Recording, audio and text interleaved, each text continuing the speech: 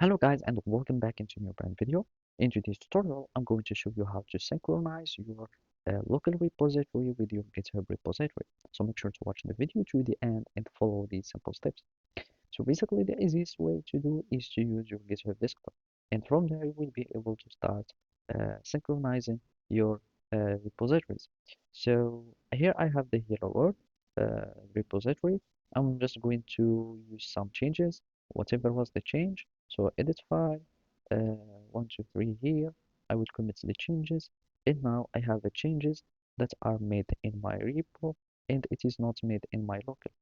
So basically now if we go to the history, we will be needing to fetch.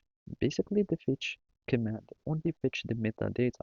That means it won't fetch the real action or the real changes. So now we fetch the metadata, we see if there is some changes, and basically here it will find that there is some changes on the main. Now we will need to use pull. Pull is the one that apply the changes that are added. So this is the changes I have made. I will pull to origin and now I will be pulling, and as you can see the commit of updating my files has been added. Another way to do it with the git command, you will need this to be on your local repository that you are using.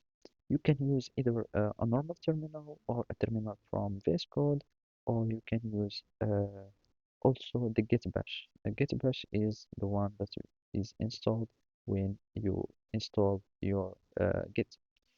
And now you will be needing just to use git pull command, and basically it will pull the changes. In this way, you will be able to synchronize your own repository with your local repository.